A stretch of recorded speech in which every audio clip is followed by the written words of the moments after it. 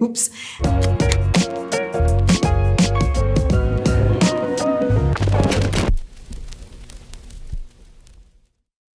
Alors bonjour, je suis Dr Valérie Marchand, je suis gastro-entérologue pédiatre à l'hôpital Sainte-Justine. Je me spécialise en nutrition et je m'intéresse principalement à la nutrition chez les enfants polyhandicapés. Alors, les problèmes digestifs sont fréquents chez la clientèle polyhandicapée. Ils ont principalement un tube digestif qui est probablement un peu plus lent que le tube digestif des gens en général, ce qui les prédispose à faire du reflux gastro-œsophagien, qui est une espèce d'incompétence du petit clapet là, qui est entre l'estomac et l'œsophage, qui fait que le contenu de l'estomac va remonter et va créer des vomissements ou des reflux. Ils ont aussi un estomac qui se contracte peut-être un peu moins bien, donc ce qu'on appelle une espèce de gastroparésie où l'estomac se vide plus lentement que chez les gens en général. Et ils ont également des problèmes de constipation qui peuvent être assez importants. Et si on imagine les enfants polyhandicapés qui portent une couche, qui sont constamment assis, qui ont peu de force de la musculature abdominale, on peut comprendre que c'est plus difficile pour eux de forcer pour aller à la selle que quelqu'un qui peut s'asseoir sur la toilette et forcer avec sa musculature abdominale. Donc, la constipation est un problème qui est quand même assez fréquent. Alors, les problèmes d'alimentation sont extrêmement fréquents chez la clientèle polyhandicapée à tel point que souvent, la première manifestation, la première chose qui alerte les parents qu'il y a peut-être quelque chose qui ne va pas avec leur enfant, c'est les problèmes d'alimentation. Donc, les enfants ont principalement des problèmes au niveau parfois de la succion. Ils sont incapables de téter en jeune âge, là, quand ils sont au biberon. Ils ont également des problèmes de dysphagie qui sont quand même assez importants. Lorsqu'on essaie de leur donner de l'alimentation solide, ils ont une persistance de certains réflexes archaïques qu'on appelle les réflexes d'extrusion. Donc, en gros, ce qu'ils vont faire, c'est quand on va leur donner des aliments solides, ils vont comme repousser les aliments avec leur langue. Donc, au niveau de l'introduction des solides, ça peut être difficile. Ils sont également incapables de fermer la bouche complètement. Donc, ils vont avoir constamment là, de l'alimentation qui va s'écouler des coins de leur bouche.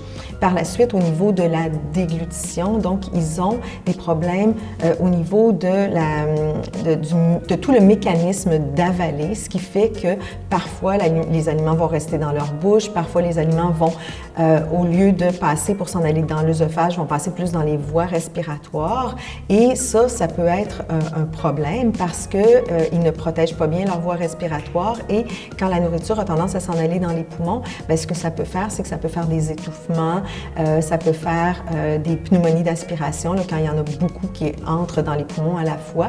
Mais le problème aussi, c'est que ça peut faire des aspirations qui sont silencieuses, qu'on appelle, c'est-à-dire que l'enfant va avaler, ça va s'en aller un peu dans son œsophage, un peu dans ses poumons, mais l'enfant ne va pas répondre avec un réflexe de tout pour se protéger. Donc, ça s'appelle des aspirations silencieuses.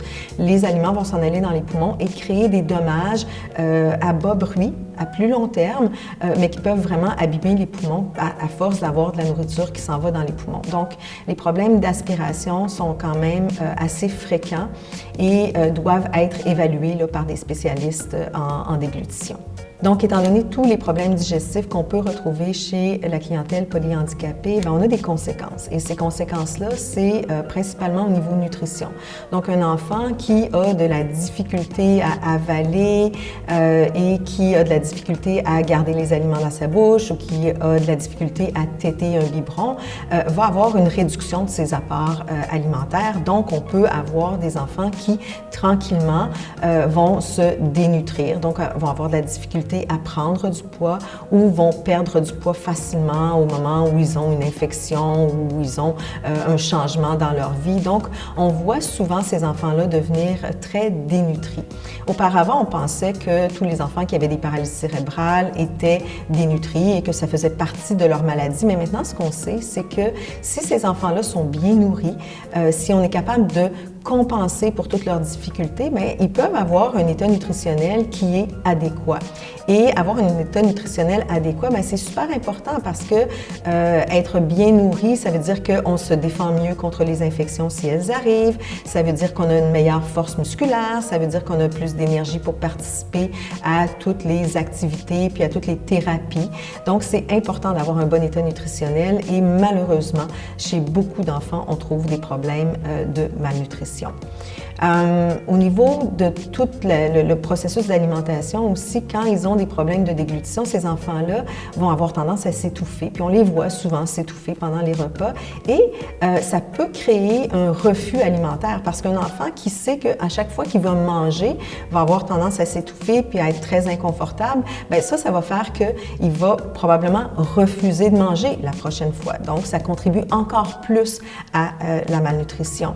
Et puis, quand ces étouffements-là surviennent, bien, ça veut dire qu'il y a des aliments qui sont allés dans les poumons et puis ça, un aliment qui va dans les poumons, bien, ce que ça fait, c'est que ça fait de l'infection au niveau pulmonaire, ça peut donner des pneumonies d'aspiration et quand un enfant polyhandicapé a une pneumonie d'aspiration, mais ça peut être grave, ça peut l'amener à l'hôpital, ça a besoin d'antibiotiques, ça peut même l'amener aux soins intensifs et en plus, c'est que ça contribue de façon négative à l'état nutritionnel parce que quand tu es en train de combattre une infection, ben à ce moment-là, tu as besoin de plus de calories puis tu manges moins parce que tu es infecté. Alors, c'est un cercle vicieux là, au niveau alimentation, infection, malnutrition qui, des fois, peut amener des conséquences désastreuses au niveau de l'état nutritionnel de nos pauvres petits patients.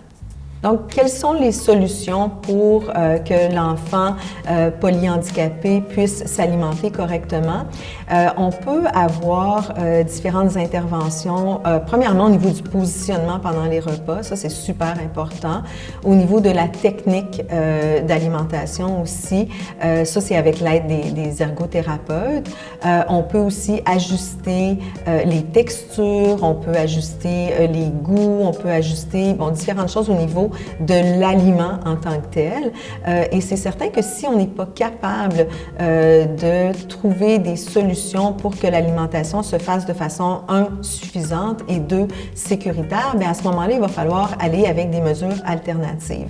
Ces mesures alternatives-là, bien, c'est l'alimentation entérale ou ce qu'on appelle gavage, là, qui est un mot que j'aime pas vraiment, mais c'est le mot que les gens comprennent en général.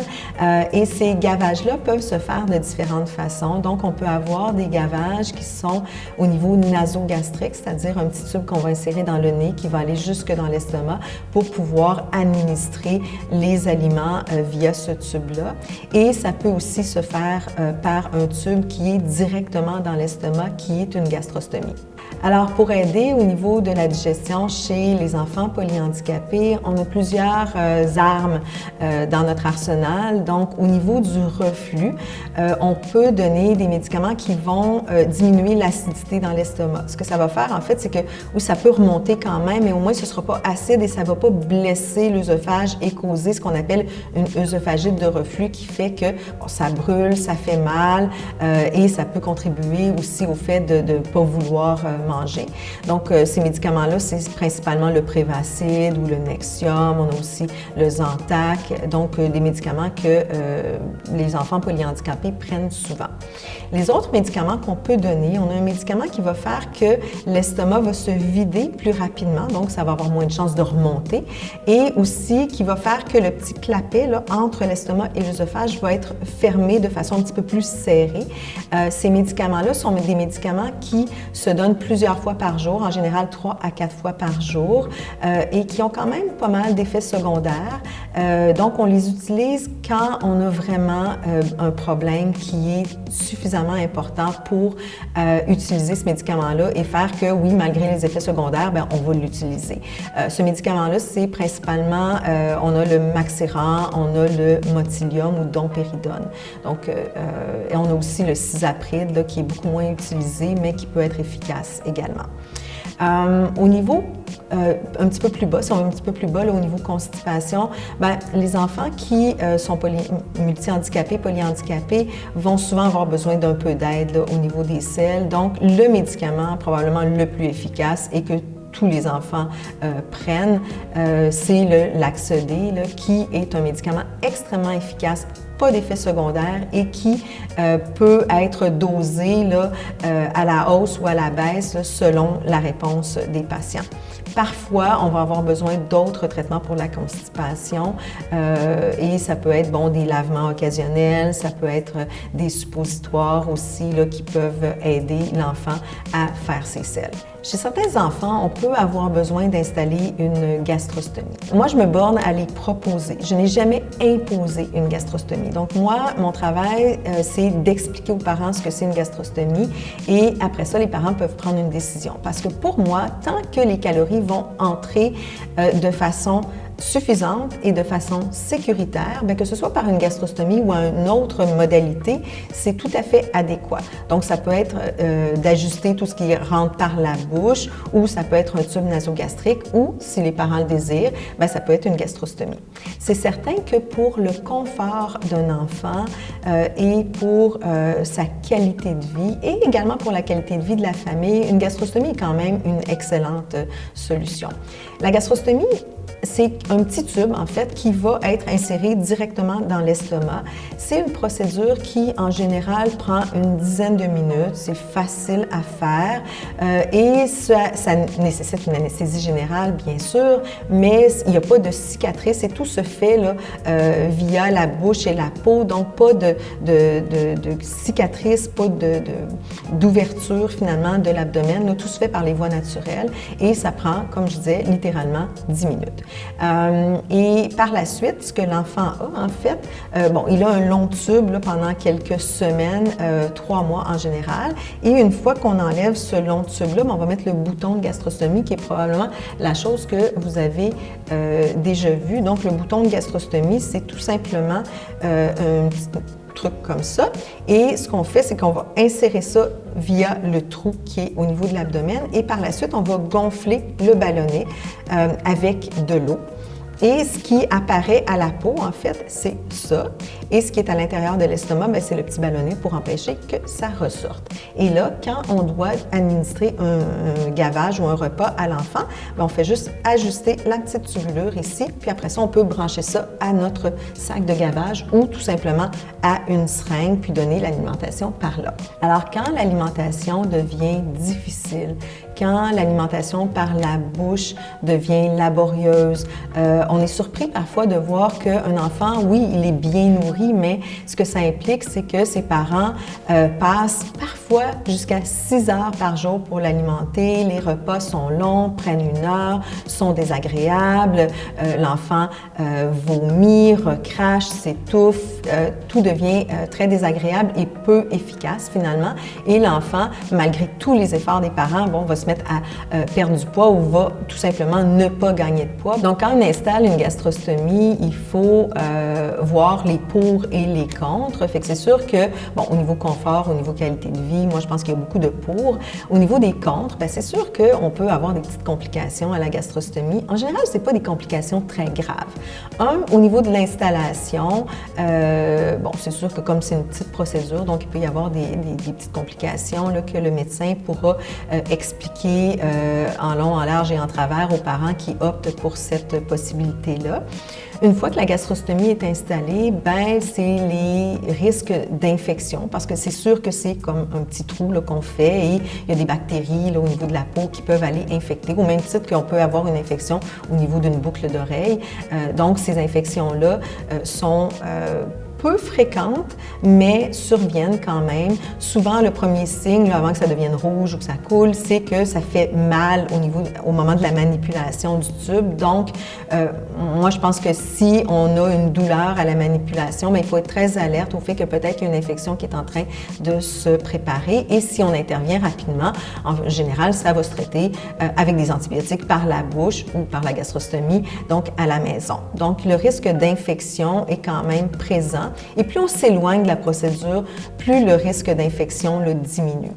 Naturellement, ben c'est une gastrostomie, ça peut, si le bouton de gastrostomie ou si la gastrostomie se déloge et qu'on s'en aperçoit pas tout de suite, ben c'est sûr que le trou peut se refermer. Et en général, ça se referme assez rapidement, pas toujours complètement, mais on peut avoir après ça, là, pour réinsérer le bouton de gastrostomie, ça peut être plus difficile. Les parents ont en général un petit dispositif là, qui s'appelle une sonde urinaire qu'ils peuvent insérer s'ils sont incapables de réinsérer le bouton de gastrostomie. Mais c'est sûr que si la gastrostomie se déloge, le bouton de gastrostomie se déloge, il faut agir rapidement parce qu'en quelques heures, ça peut se refermer suffisamment pour que ce soit difficile à remettre. Les parents en général d'enfants qui ont une gastrostomie sont formés pour installer eux-mêmes le bouton et intervenir là, dans une urgence comme ça pour pas qu'ils soient obligés d'aller à l'hôpital à chaque fois. Donc, c'est sûr qu'il y a un certain risque que ça se referme, mais c'est pas un risque qui est très important si les parents sont capables d'intervenir rapidement. Alors, quand on opte pour une gastrostomie, ça ne veut pas dire que l'enfant ne pourra pas manger par la bouche. Donc, un enfant chez qui il n'y a pas de problème de déglutition majeur, puis on est capable d'adapter les textures, va être capable de manger quand même par la bouche, mais au moins, ce ne sera pas quelque chose qui va être stressant. Ça va être manger pour le plaisir, ce ne sera pas manger pour avoir suffisamment de calories, ça va être manger plus au niveau social. Donc, l'enfant peut continuer de manger par la bouche. Mais où la gastrostomie devient intéressante, ben, c'est que quand on a besoin d'administrer des médicaments, soit des médicaments pour l'épilepsie, soit les médicaments pour le reflux, soit des antibiotiques pour une infection, ben, à ce moment-là, le niveau de stress est beaucoup moindre parce qu'on sait qu'on a une voie d'accès pour administrer les médicaments par la gastrostomie, puis on n'est pas dépendant du refus ou de l'enfant qui crache parce que c'est pas bon. Donc, on a une facilité, là, une voie d'accès pour l'alimentation. Où ça peut être aussi très intéressant, c'est au niveau hydratation, parce qu'il y a des enfants qui sont capables de manger suffisamment de calories par la bouche, mais ne sont pas capables de s'hydrater suffisamment, principalement parce que les liquides ont plus tendance au niveau de déglutition de s'en aller vers les poumons, donc de causer des pneumonies d'aspiration. Fait que pour certains enfants, c'est pas safe de s'hydrater par la bouche et à ce moment-là, ben, ça peut amener des problèmes de déshydratation et qui dit problème de déshydratation, ben, exacerbation de la constipation naturellement. Donc, au niveau hydratation, c'est très intéressant d'avoir la gastrostomie. Où ça devient aussi très intéressant, c'est chez certains enfants qui vont être capables de s'alimenter de façon adéquate, mais qui, à un moment donné, bon, ont une infection et un rhume, ont n'importe quoi et qui refusent de s'alimenter. Bien là, on n'a pas de problème parce qu'on a la gastrostomie, on va être capable, pendant que l'enfant est malade, de lui administrer ses calories par la gastrostomie. Donc, la gastrostomie peut être utilisée là, tout le temps, ou peut être utilisé vraiment pour un appoint, soit pour l'hydratation, soit quand l'enfant est malade, soit pour administrer les médicaments. Donc, c'est là que ça devient très intéressant. En général, après une gastrostomie, ce qu'on voit, c'est des enfants qui vont être mieux nourris. Alors, après la gastrostomie, c'est pas rare là, que dans les premiers mois, là, les enfants vont prendre quelques kilos parce qu'ils vont recevoir suffisamment d'aliments, de calories pour grossir et grandir.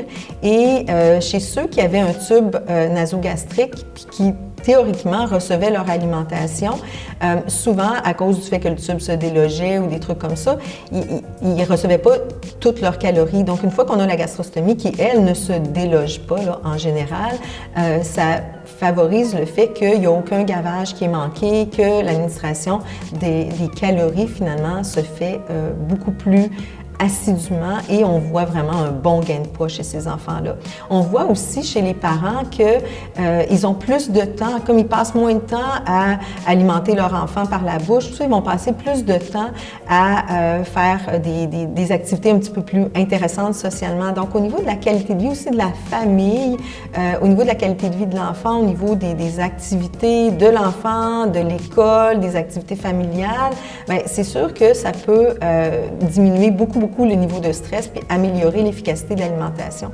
Et d'autres choses aussi, il y a des parents qui sont les seuls qui sont capables de nourrir leur enfant par la bouche et ils ne peuvent pas le faire garder, ils ne peuvent pas l'envoyer en répit, tout ça parce que personne d'autre est capable de les alimenter par la bouche. Donc, une fois qu'on a la gastrostomie, bien, c'est plus facile. Tout le monde est capable d'alimenter l'enfant par la gastrostomie et ça diminue beaucoup le niveau de stress. Puis ça améliore en fait la qualité de vie des parents puis du reste de la famille, là, autant que la qualité de vie de l'enfant. Donc, l'enfant avec un handicap neurologique est un challenge au niveau nutrition, au niveau digestion.